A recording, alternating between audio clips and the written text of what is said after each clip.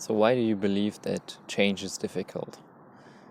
In the last video I talked about how you can actually observe the things that you don't like about your own behavior and how it is enough to put them into conscious awareness, to perceive them consciously in order to change them. But how do you actually then make the next step to a constructive change in your behavior? Whatever that is, maybe it's something that you want to stop doing, or it is something that you would like to start doing, like a positive habit that you cannot seem to start and keep up, or a bad behavior that you cannot seem to stop doing. How do you actually best go about implementing changes? And for that, it's important to understand that change is nothing strange.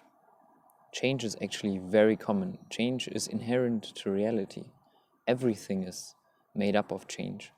And what we really mean and what we want to address when we are struggling with making a meaningful change is directed change. It's a certain type of change that we want and a certain other type of change that we want to avoid.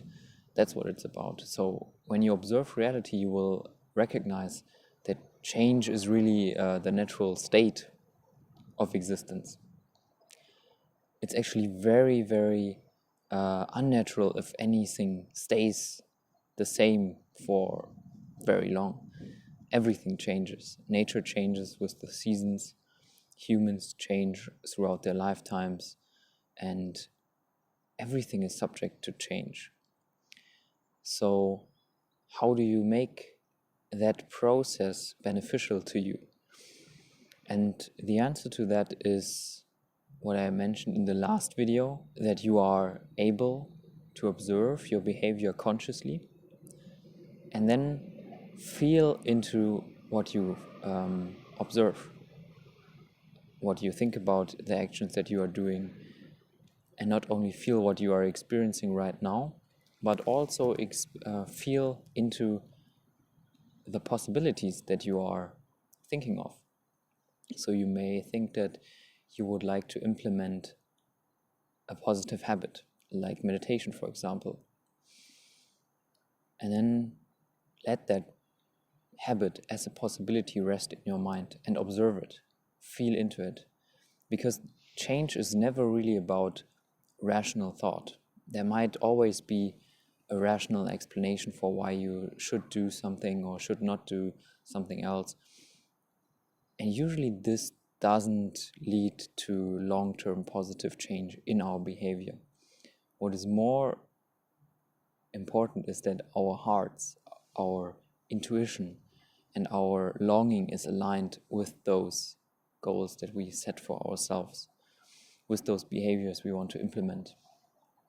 And that is really what counts. And therefore, don't think about what you would like to implement, how it would impact your life in certain quantifiable ways. But make sure that when you are looking to implement something, that it is really what you want, that it is really your heart is in it, so to speak, that when you think about it, it elicits positive emotions, and that you are inherently motivated to achieve it, not because some thought came into your mind that told you it's a good idea to do this or that or not do it, but because you are deeply aligned with that, because you are from your emotional state motivated to do it. And that's really what counts.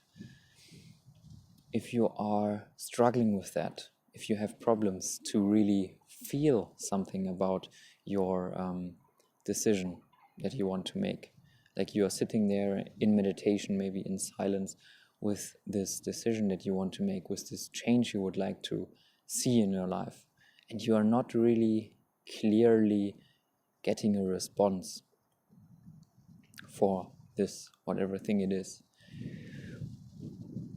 then I would recommend that you are visualizing it, that you are actively putting some content into it. Because when we think about change, it's usually something we are not yet having in our lives. There's no content that we can put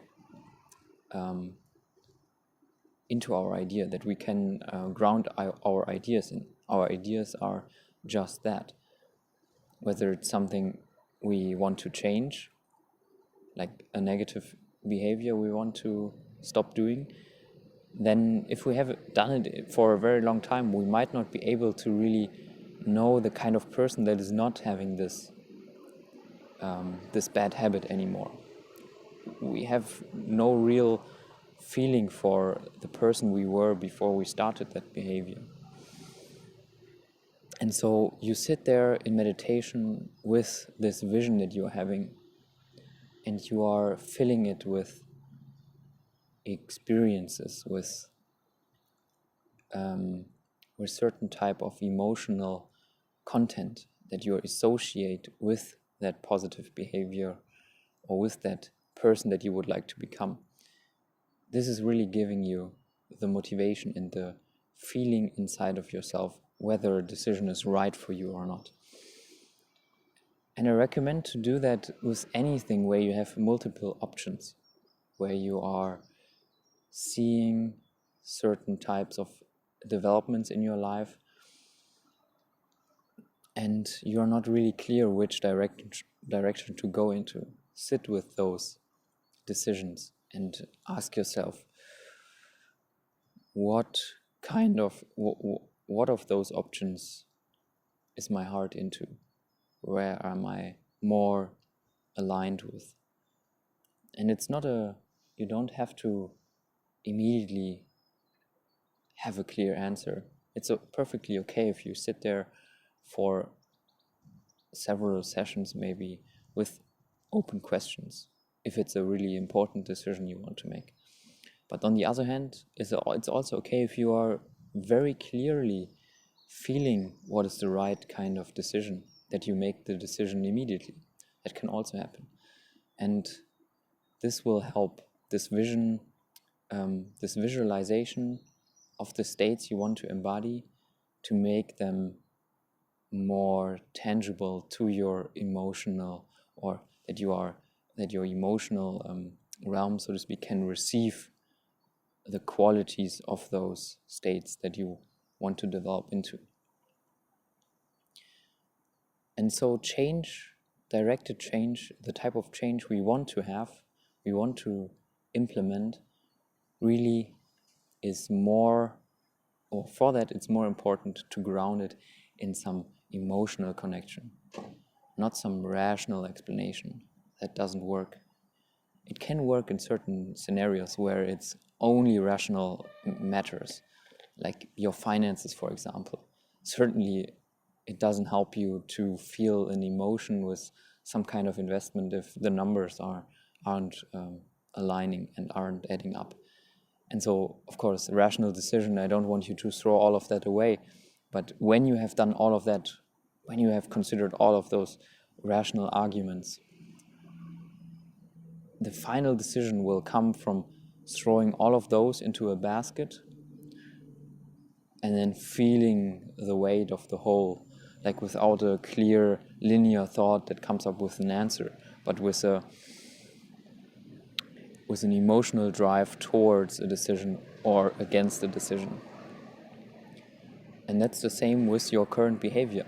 If you have a behavior that you don't like, but you are not really yet sure if it's worth changing, feel the whole basket of arguments that you have around this as one whole, and then feel if you are drawn towards it or if you are repelled by it and pushed away towards something else. And that will give you your final answer and make change easier. I hope this was a helpful addition to the last video where I explained how you can change your behavior through observation, through conscious observation alone. And while observing your behavior consciously will, in and of itself, yield great results,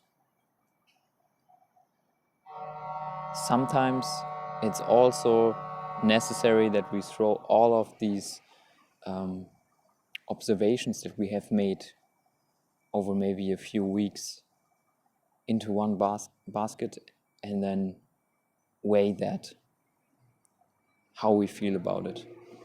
So that's what I wanted to share. If you are struggling with meaningful change in your life, maybe I can help you. I would really love to. So you can check out my website and send me an email through the form that is on there, and we can have a free one-on-one coaching call, and I will just give you my advice on your current situation, and then maybe we can find out if a longer term coaching relationship is something worthwhile for you. And yeah, with that, thank you for watching and see you soon. Bye.